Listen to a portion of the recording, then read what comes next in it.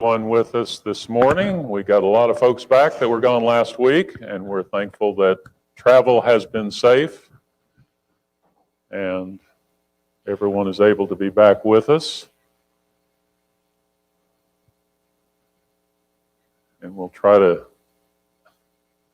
figure out our seating here so that everybody has a place to sit.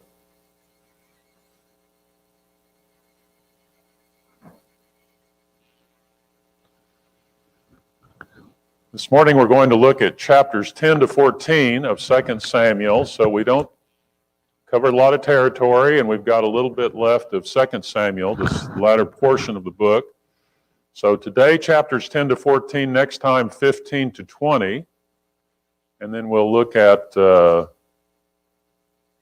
of the index, I think chapters 20 to 23 there at the end. And then we'll have a review the last Sunday. So that's what we've got in store. Why don't we begin with a word of prayer, if we may. Holly, would you lead us, please? Our good Father, we are so very thankful that we can come together today. We're thankful that you have designated the first day of the week for us to give our praise and glory to you. We pray you will bless us as we worship today, and bless us as we study your word, so that we'll know how to live properly before you day by day. Please be with Matt as he directs our study. Please be with each of us to receive it into our hearts, the wonderful things that you have revealed unto us about yourself and your Son, Jesus Christ. In his name we pray. Amen. Thank you. So, here are the lessons that we have, and you can see there next time chapters 15 to 20, then chapters 21 to 24. Appendix, not index, is what we're calling that, and then a review at the end of the month. So, as I've said before, we're kind of flying through these chapters to a certain extent, but at least I hope we get the structure of what we're studying and get in mind how these two books are laid out, and that kind of helps us for future study as we think about what we're studying here. So let's look at the review here, and I've used this in way of thinking about this great promise in 2 Samuel chapter 7. We think of a lot of chapters in the Bible as being special, and there are a number of those, but one in the Old Testament that's probably as noteworthy as anything is 2 Samuel chapter 7. And again, what was the setting for God promising to David all these wonderful things? Do you remember what happens in chapter 7? What's David's first action there in the chapter? What does he say? Yeah, he's going to build a house for God because he's living in his house. And God doesn't have a house. Not that God's going to live there, but God's presence being among them. And they have taken the city of Jerusalem, and this is going to be the spiritual, political center of the nation, right there in the middle of everything. And so at first Nathan says, go ahead, but then God speaks to Nathan and tells him that God's going to do some things, that he hasn't had a house up until this time, and so he's fine, but he has plans in store, and that's what we learn about with these promises. So look at the list of 10 things that we've got here, and let's determine yes or no, are these a part of the promises that God gave? And the ones that may not be are still promises that God made, and they're important promises, but not necessarily a part of 2 Samuel chapter 7. So how about number 1, raising up his offspring and establishing his kingdom? That sound like one of those? Okay, the answer is yes, because God said that that's what he would do for David. So David's lineage are going to sit upon his throne, and that continues to be the case throughout the southern kingdom there, even after the kingdom divides, that David's descendants sit on the throne. And then we get to the captivity, and suddenly there is no king, and the question becomes, over centuries, is God going to keep his promise? And so that's a consideration for later study there. What about number 2? In you, all families of the earth will be blessed. No. It's a great promise. God made it to whom? Abraham, back in Genesis chapter 12. But not a part of what is promised to David, although David is benefiting, of course. He is in Abraham's lineage. And so it's through him and the promise God makes to him that all families of the earth will ultimately be blessed. Number 3, build a house for my name. Yeah, that's a part of what God says that he will do. He will build a house. He will determine how that's to be done. All right, number 4, he shall bruise your head, you shall bruise his heel. No, that's not part of that. Where is that one found? Yeah, back in Genesis 3.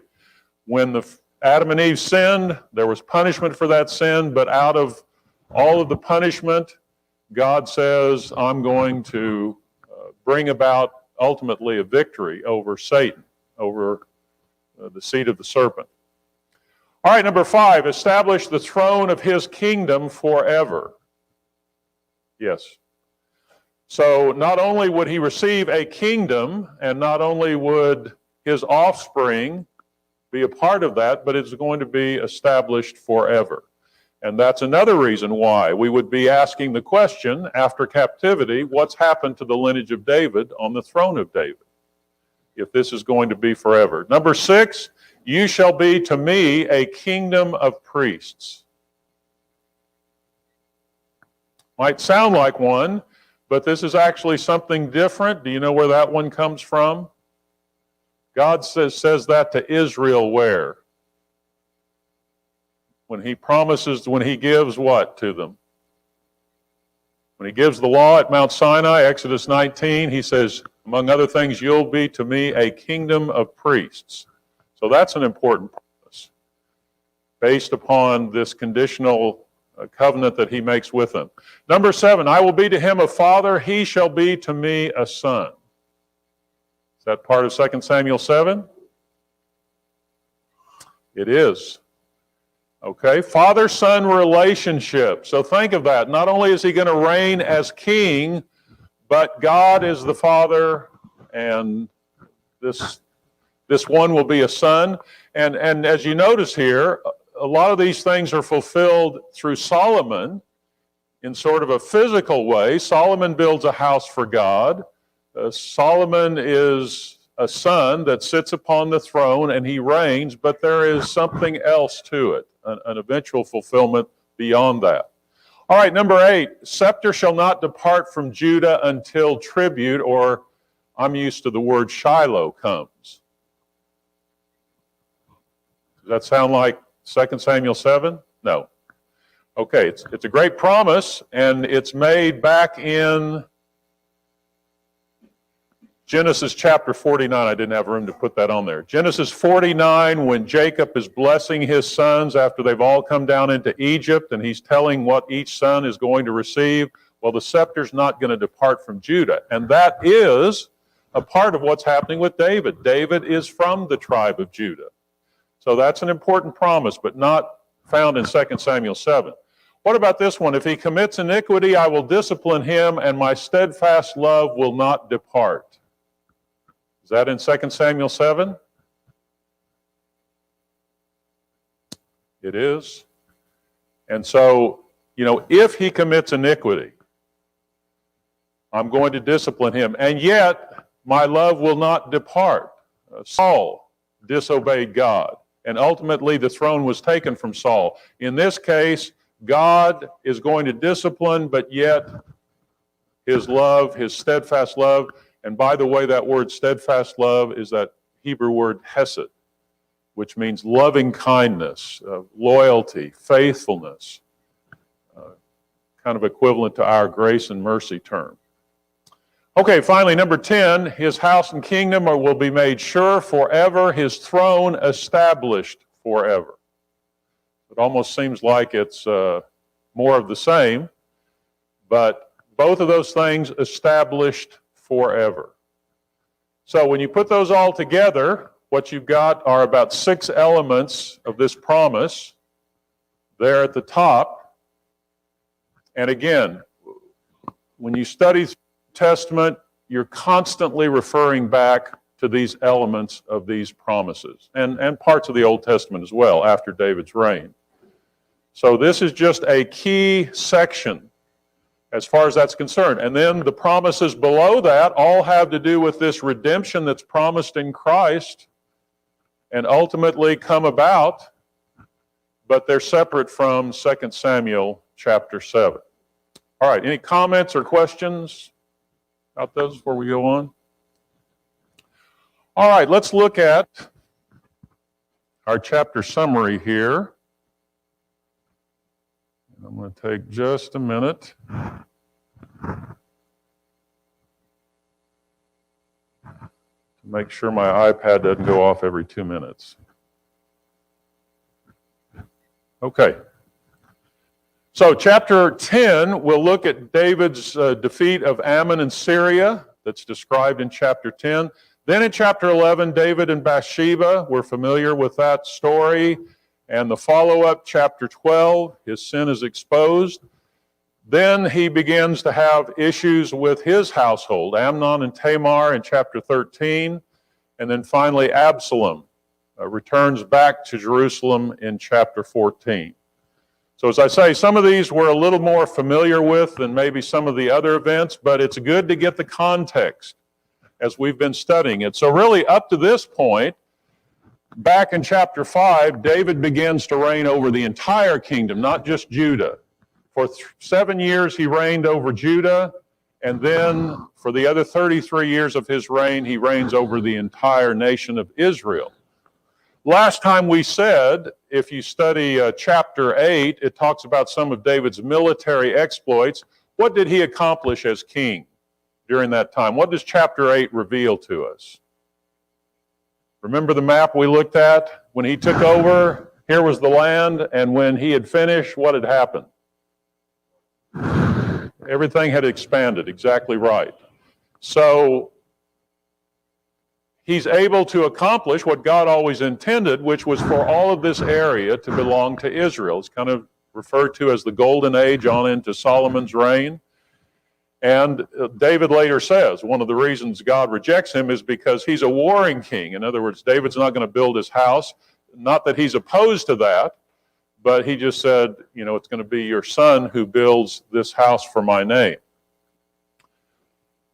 Chapter 9 we looked at last Sunday night. So you've got David on the one hand being this great military commander and conquering other territories, and yet he's a man of grace and compassion and concern as he takes care of Jonathan's son Mephibosheth and cares for him throughout his reign.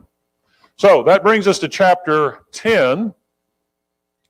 And as I say here, we're talking about Ammon and Syria. And I don't know that we'll spend a lot of time on the chapter other than to note what is accomplished, a couple of things about it.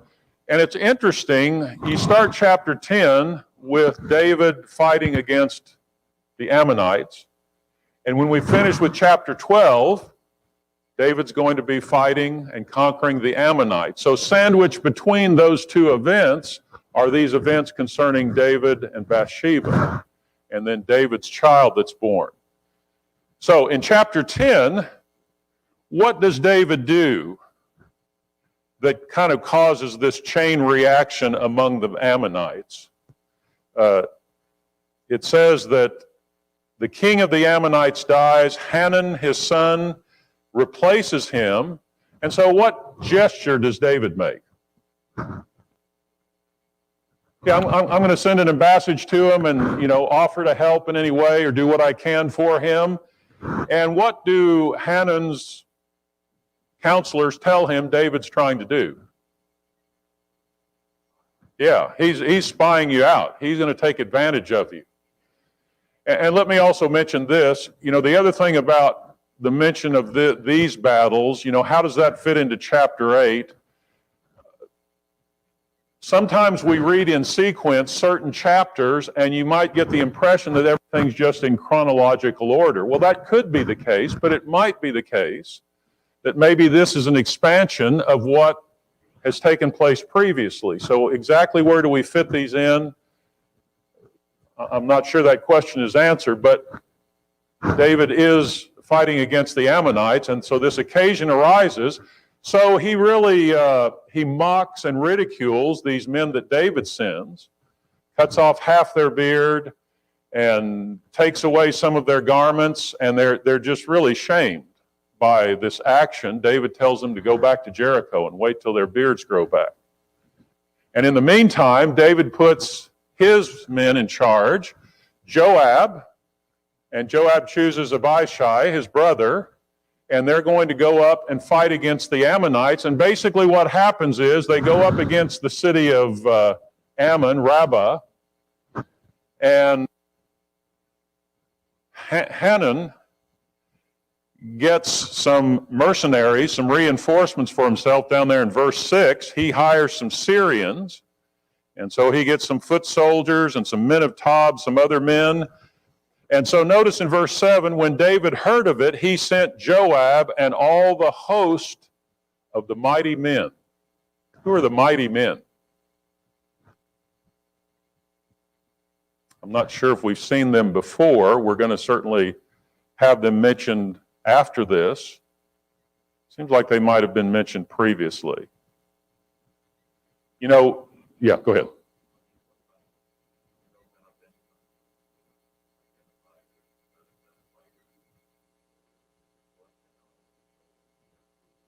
Okay, collection of those who have proven themselves, Rick says. Exactly right. If you think back to David, the wilderness, trying to flee from Saul, you remember when he went to the cave of Adullam, and it says that a bunch of people flocked to him, and it seems like among these were maybe some of these men who knew what David was, and they had seen his prowess in battle, and David attracted these men to himself, and so they seem to be part of his inner band. And so they're going to be part of the ones that go out and fight this battle. So Joab takes his men, and he divides them between his men and Abishai.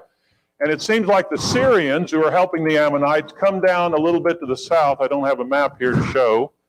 But the Ammonites stay there in front of the city.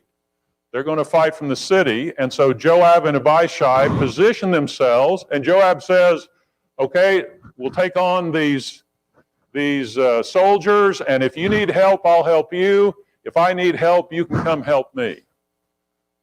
And the result is that when they see the Israelites, they basically flee from the battle, and the Israelites are successful in defeating them.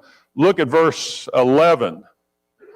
Joab says, if the Syrians are too strong for me, then you shall help me. But if the Ammonites are too strong for you, then I will come and help you. And then he says, be of good courage, and let us be courageous for our people. How many times is that kind of admonition given? Who is someone that you think back to that would talk about being of good courage? Yeah, Joshua is known for that. And so he says, let us be courageous for our people and for the cities of our God, and may the Lord do what seems good to him. So they're putting their confidence in the Lord. And the result is that they are victorious in this battle. Verse 15, when the Syrians saw that they had been defeated by Israel, they gathered themselves together. And it sounds like some of the Syrians escaped beyond the Euphrates. And the end result down there, verse 18, the Syrians flee, and the statistics are given there. And then notice, verse 19, when all the kings who were servants of Hadadezer saw that they had been defeated by Israel, they made peace with Israel and became subject to him. So the Syrians were afraid to save the Ammonites anymore. So we're not going to come to your aid because of what we've suffered in this battle. All right, I think I've got a few photos here for us to look at. So they fight this battle, and this is the modern-day city of Amman, Jordan, but this is the ancient city of Rabbah, Ammon. And there is a citadel way up there on the hill, a Roman citadel, so that dates back to Roman times, which is more recent than the time that we're reading about. But you'll see in a moment that this is kind of a remnant of that ancient city. And so you can see some of the references if you figured this out and if you can read that small a print. The reference at the top of each of these slides is to the place in Scripture, and there's actually a notation down on the bottom right-hand side. And this is an image that was found of an Ammonite king, not Hanun, that we're reading about in the 10th century. This is from the 8th century, but interesting, isn't it? That they had images of their kings. They had statues and monuments to their kings, just like we have statues to our leaders. And so that's one that has been discovered. So here's a map that you have to strain your eyes a little bit to see. Those bottom lower circles, Jerusalem on the left, and then Rabbah Ammon on the right. And so Ammon is there between the Jabbok and the Arnon rivers, which are, I think that's the Jabbok, and the Arnon is here. And so Ammon is in this area. And of course, the Ammonites are descendants of whom, if you go back far enough? They come from Lot and his family, Lot and his daughters. Okay, Ammon and Moab. All right, and then these other places from which some of these tribes come are mentioned. Notice that one of these is right up here by the Sea of Galilee, and then the Syrians come from even farther north in order to take part. So here's an artist's rendition of the mighty men. And they would gather with David and fight. So here we are back in that citadel, and I think this is more up on the upper portion of what that ancient citadel used to be. This is not that, but this is a gate located in Gezer. This is Solomon's Gate. But this is to give you an idea when it says, okay, the Ammonites came out in front of their city and they were fighting. Okay, the gates were fortified. Notice how you've got different chambers there. This is looking down on that same gate. And you've got 1, 2, 3, 4 different sections there. So an enemy might attack through the gate, but you fortify your gate in order to try and keep the enemy out. All right, this is part of that citadel where the city would have been located. This wall that you're seeing is a Roman wall, so that's later. So maybe below that wall would be where the Ammonites had their wall, and that's where those battles were fought. So let's go on to chapter 11, David and Bathsheba. And I think we all are pretty familiar with this story. And so we're told that David, as the Ammonites are being fought and they're besieging Rabbah, David remains at Jerusalem, and he sees Bathsheba. Notice in verse 3, when he sees her, he inquires about her and asks, "Is not this Bathsheba, the daughter of Eliam, the wife of Uriah the Hittite?" That's the response to David's question. Who is this? Well, that might seem like this is some totally random person. But in fact, if you read, as we will, we probably won't read it in class, it's a list of names. In 2 Samuel 23, David's mighty men are enumerated. I think there are 39 of them that are named in that section. And guess who one of them is? In fact, guess who the last one is? Uriah the Hittite. So what does that tell you about what's taking place here? Is Uriah the Hittite some unknown person? Probably not, unless all of his exploits, well, they wouldn't have come later because he dies in battle. So he was one of the mighty men. He's fighting in the battle. His wife is behind. David sees her. He inquires about her, and then he takes her for himself. And then she finds out she's with child, so David is in trouble. And what's his reaction? Yeah, he's going to try to cover it up. So his first attempt is to bring Uriah home from the battlefront. And how does that work out? Doesn't work out. Despite the fact that David's trying to do everything to encourage Uriah to go and be with his wife, The result of which is that when this child is born, nobody will know anything except David and Bathsheba. And it's interesting, if you look down at verse 9, Uriah doesn't go to his home. And so he sleeps outside of the king's house. And notice in verse 9, 3 different times. But Uriah slept at the door of the king's house with all the servants of his lord, and did not go down to his house. When they told David, Uriah did not go down to his house. David said to Uriah, have you not come from a journey? Why did you not go down to your house? Do you get the point? He didn't go down to his house.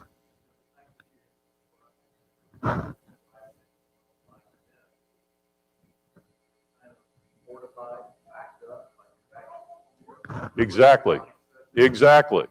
And that was the next question. When he gives an answer as to why he didn't go to his house, what's he say? Yeah, why should I go as the battle's raging? I get to come home and I'm going to go in and be with my wife while everybody else is fighting. In essence, what was Uriah showing about his attitude? It was really loyalty to God, to God's cause. He wasn't going to do that. And so David, kind of rebuffed, doesn't give up.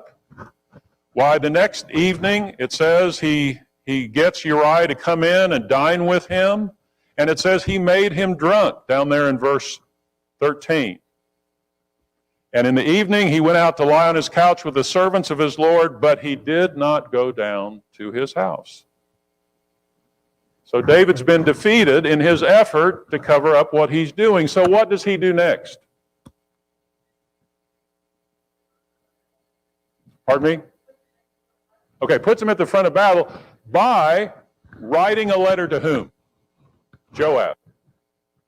And who takes the letter to Joab? Uriah is carrying his own death warrant there in that letter. He doesn't know it.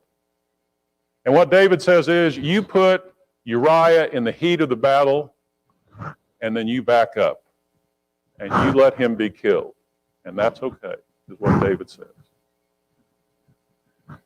So, David's trying to cover up, but Joab certainly would be aware that something's going on here. This is not normal warfare, is it? Let one of your best and most loyal men be killed. Just set him up to be killed. But again, you get this image of, okay, we're gonna battle against the city. We've besieged the city. We looked at a gate of what that might have been like, some walls, and we'll see in a moment some reliefs where there are soldiers, shooting arrows down on soldiers who are attacking. So that's exactly what he calls for. Yeah. No, please go ahead. All right. I know that's happening. All right, maybe that's a little better. Less irritation there. Thank you. Okay. So, Joab carries out the instructions. And how do we know that happened?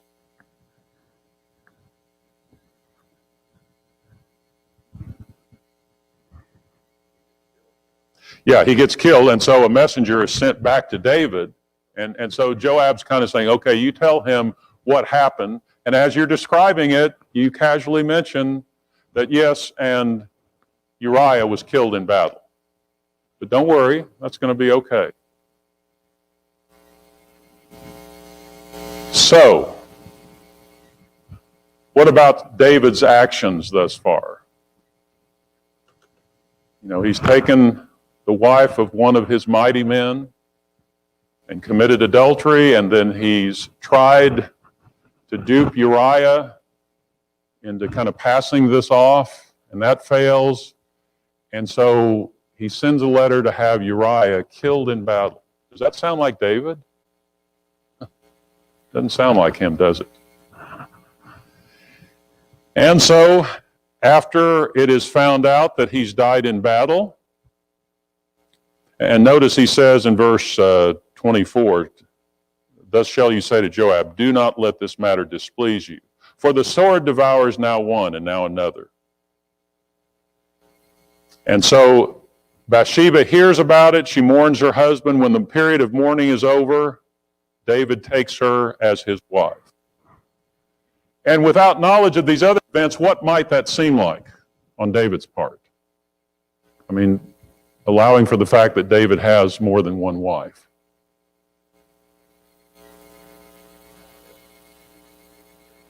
Yeah, it's kind of a gesture of kindness. This is what I'm doing to provide. When in fact, it's more of the cover-up. And notice the very last thought in that chapter. But the thing that David had done displeased the Lord. So, David's trying to cover up, but God is fully aware of what's taking place, and God is not pleased. All right, comments that you have about this. Yeah, Keith?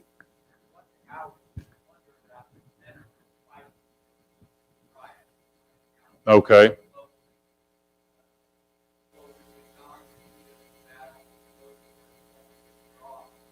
Yeah.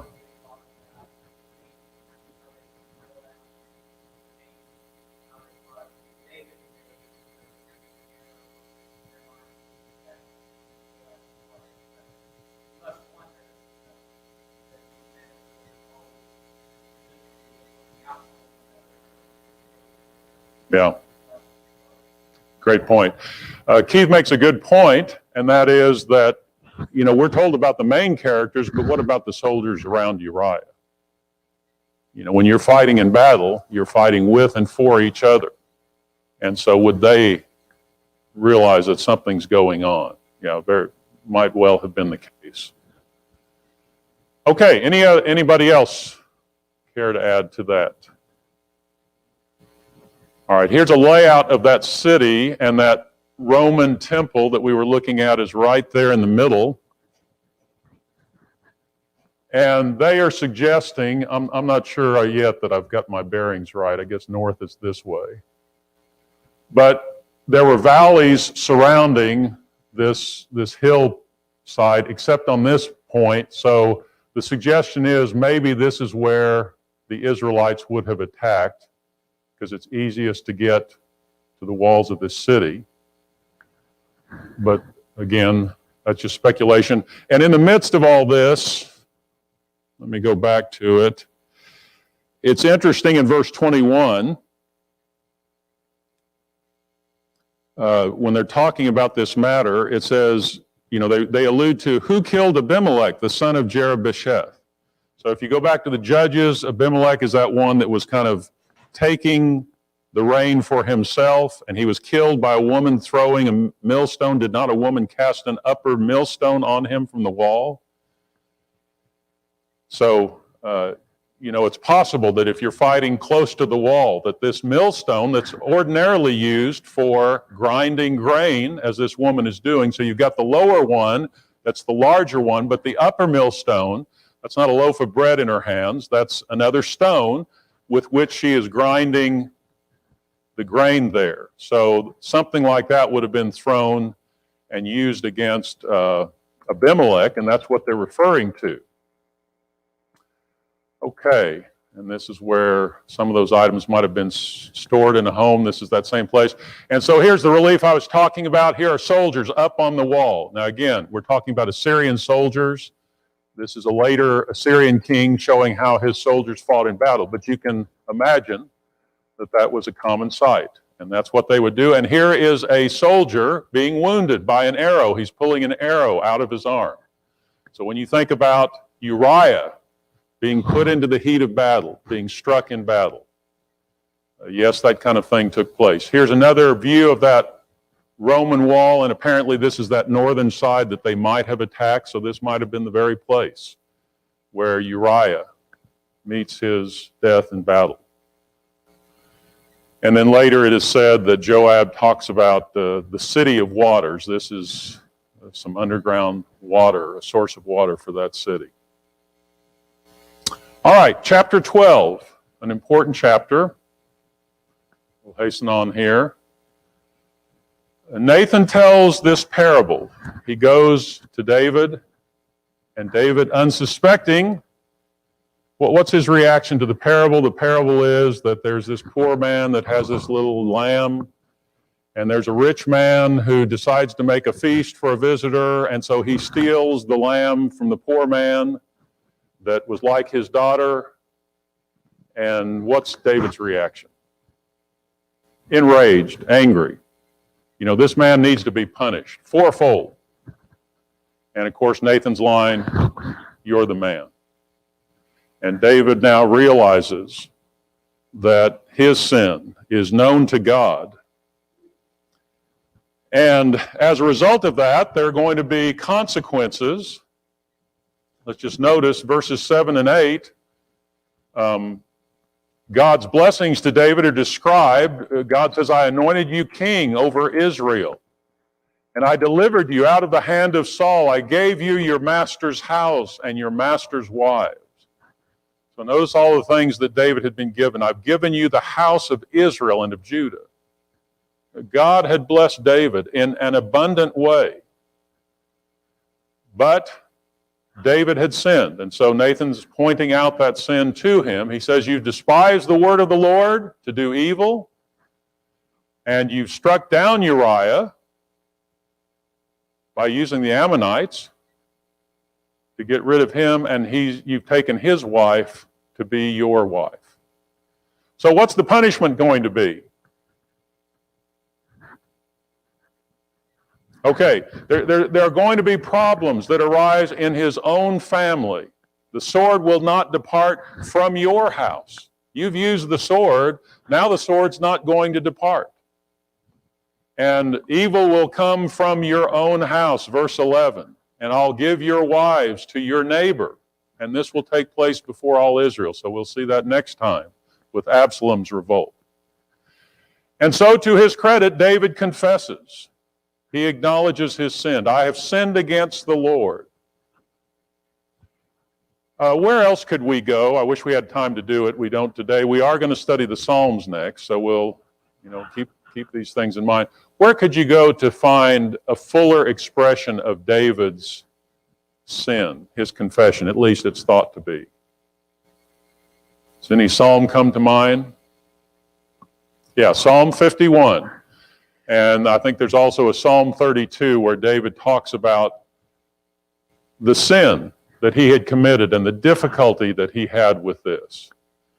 So it may have seemed like there's obviously a break between the time that the sin occurred and these events taking place, and you might think, well, David's nonchalantly walking through all this. Not necessarily. And those Psalms give us some insight into his mindset. So Nathan says, graciously, God has put away your sin. You're not going to die, because that would have been the penalty for sin. But he says the child shall die.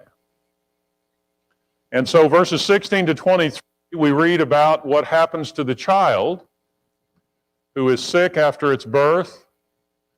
And David's reaction to that is what? Yeah, he's mourning. Sincere mourning? Yeah, it sounds like he's lying prostrate for 7 days, and he's not eating. And then the child dies, and to the surprise of the servants, what does David do? He gets up, and he starts doing different things. Notice what it says. He arose, he washed and anointed himself, he changed his clothes, he worshiped the Lord, he took food, and then it says he comforted his wife. And as I said, the servants were kind of incredulous. They said, well, you were mourning the possibility of your child dying. It's still rubbing against my tie here. So they said, we expected, we didn't even want to tell you that the child had died. And what's David's response to that? Okay. Once the child died, he says, he can't come back to me, but I can go to him. And so what's David really done? Has he forgotten about the child by doing these things? No, I don't think so. having been so emotionally involved, that doesn't seem to be the case. What's he doing in the midst of this discouragement? Okay, he's accepted the punishment that has been meted out to him.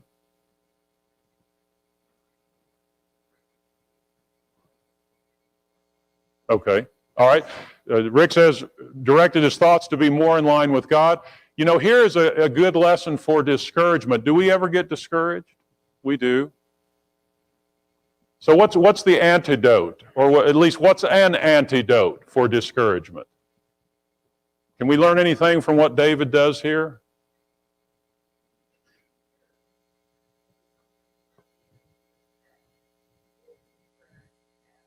Okay. Great answer. Great answer. Sandy says, when he can't change the outcome, he accepts it. When he can, you know, when he's moved on, now what's he doing? He's outward focused. He's doing the normal things that he would have done without thinking, but maybe he was forcing himself to do those, and then he's taking care of Bathsheba. You know, it's outward directed. So that's a great lesson in discouragement. Yeah, Keith?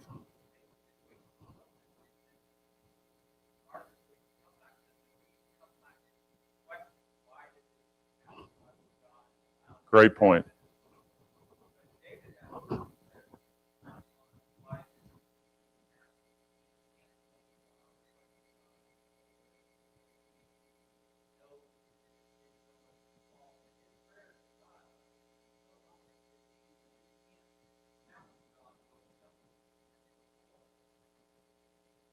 Right. Okay.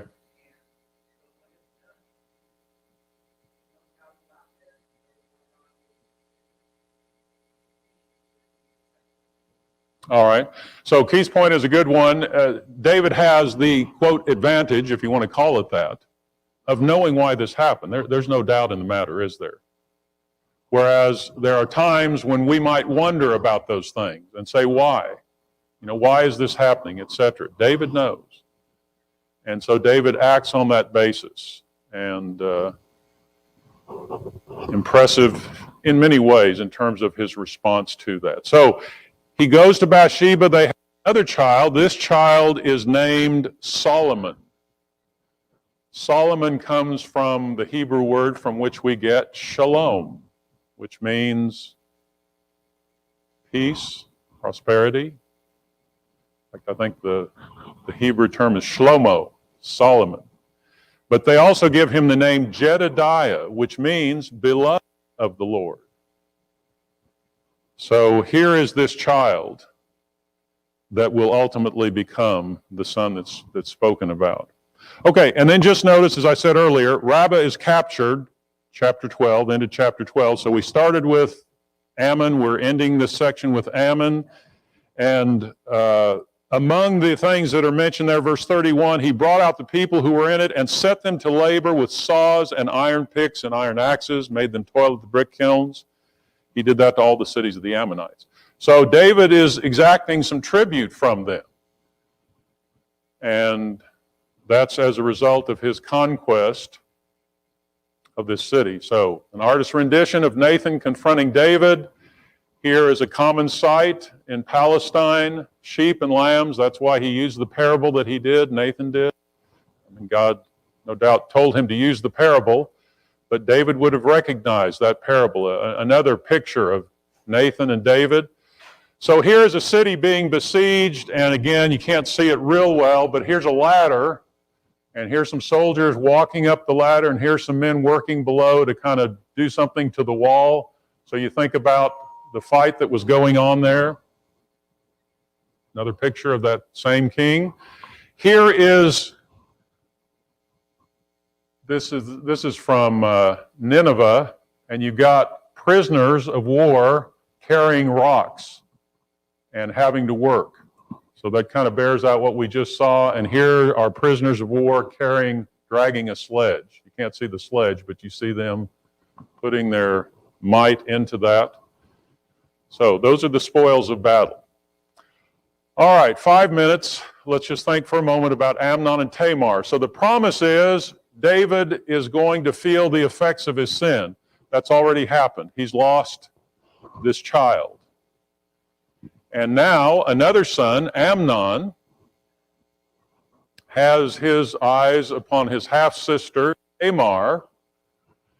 And it's kind of interesting that in the midst of this, look down at verse 3. Who kind of helps Amnon in this whole episode?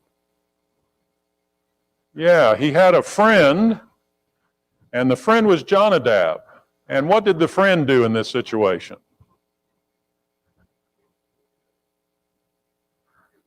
Yeah, okay.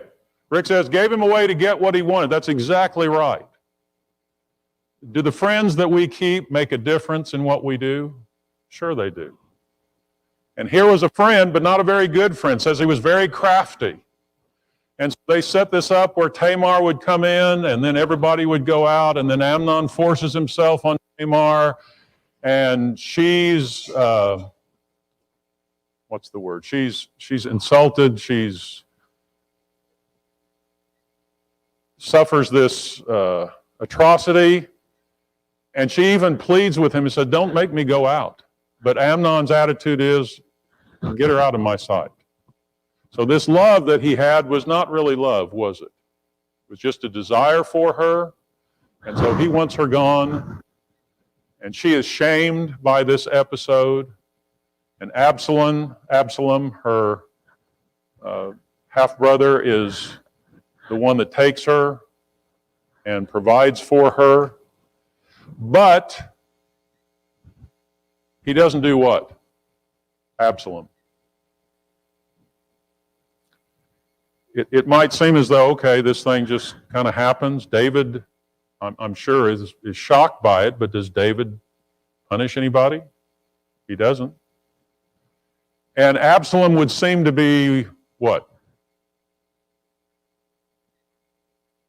Not necessarily okay with it, but he doesn't do anything. At least on the surface it looks like that. And for 2 years it stays like that. Until he's going up to shear some sheep, and so who does he invite to go? All the king's sons. And David says, oh, well, why should we all go up there? We'll be in your way. And he says, no, I insist. And so all the sons go up there, and Absalom gives instructions and says, when I give you the order, don't be afraid, you kill Amnon. So Absalom hasn't forgotten, has he? 2 years later, he's plotting to take the life of his brother, which he carries out. And the first report back from Baal Hazor is that all the king's sons have been killed. You know, that often happens when some cataclysmic event happens. You get all sorts of reports. And then he finds out, no, it's just Amnon that's been killed. And that becomes pretty obvious as to what Absalom has done. So Absalom escapes up to Geshur, a kingdom up north by the Sea of Galilee. And again, it's interesting that actually this king of Geshur is his, I think it's his grandfather. Because if you look at the, well, maybe I'm confusing that. There's some relation there. Probably got it in my notes. But anyway, it's not just some random place that he goes to. He's escaping because he can find some help there. Okay, so that's where chapter 13 ends. This is the place to which he went to shear the sheep. It's said to be by Ephraim. Apparently, this is the name of this village city rather than the country of Ephraim that we've looked at on other maps. I'll just skip these. Here's the feast at which they take Amnon's life, and then David begins to mourn. And this is the place to which Absalom probably fled, up there by the Sea of Galilee. Okay, we're almost finished, not quite, but we'll start there next time, chapter 14. Absalom finally makes his way back to Jerusalem, and then we'll look at the rest of the chapters before that appendix. Thank you for your attention, and we'll take up there next time.